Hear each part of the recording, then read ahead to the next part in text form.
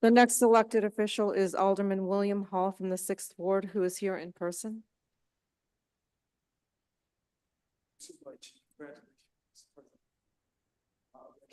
I'm here today to essentially tell the truth. A week ago in my ward, helicopters over school. A week ago in my ward, kids were put in classrooms and locked down like prisoners.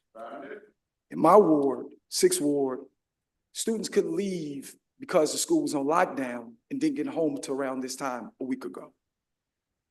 The interesting thing about this is that these kids are supposed to go to school, but this feels like, seems like, and looks like prison. Kids are going to school with dreams, but are leaving with nightmares. I find it hard that this school is named Inglewood STEM when my father taught at Robeson. By the way, Principal Morrow should have never been fired. Nevertheless, this school looks like kids are being prepared for prison instead of possibilities and dreams. I call this a prison pipeline experiment. How do we have a school named Inglewood STEM? There's no STEM teacher. How do we have Inglewood STEM and the current principal is having to figure out how to rob Peter to pay Paul to get buses for kids to go to sporting events, after school programs, and find money for a STEM program that's literally non-existent. So if you take away all of these resources in neighborhoods where kids don't have hospitals, kids don't have grocery stores, the #1 economy is selling drugs, you tell me that that's not a pipeline for prison. When Pedro had a chance to go to the state, and the same way we're using all of this public money for PR stunts, instead of using that effort with support to stop prisons from being built, which used the scores of these Inglewood kids, we chose to do nothing.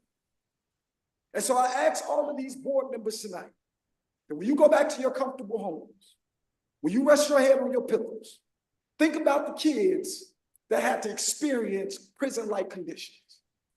We are preparing children for prison and not jobs. So my question today is, how long are we going to continue to traumatize students and teachers? Teachers are heroes, not villains. And at the end of the day, we have essentially demonized teachers for requesting basic things that they need to teach well under his watch. And so to continue the course of this prison pipeline production, no funding, adequate funding for schools, no real state agenda, in addition to being afraid, and I get it, board members, you're afraid or you might be concerned because we've seen this stuff from this guy before. He's been to places and been fired and sued board members, walked away with $800,000 and set in the stage for a repeat of what he did when he was at his last job. So I implore you all to stand on your faith and your courage to make sure that when we look at Inglewood STEM, that's the only case study you need, that we don't continue to repeat this cycle that has failed Black kids and linked them only to prison cells instead of jobs that we say that we're going to give them once they leave school. When you go home tonight, when you rest your head on your pillows, think about the fact that these children are not only afraid to go to school, but they ain't learning when they get there.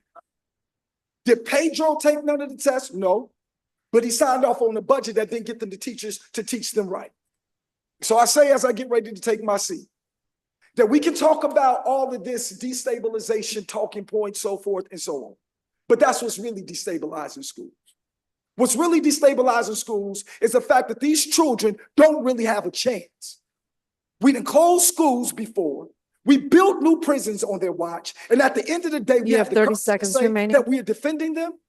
I ask that we take a serious approach at looking at what does the future look like for Black kids in poor neighborhoods.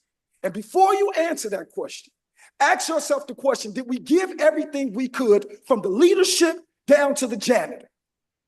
And if the answer is no, then I say tear it all up and build it the right way. God bless you. Thank you for your comments.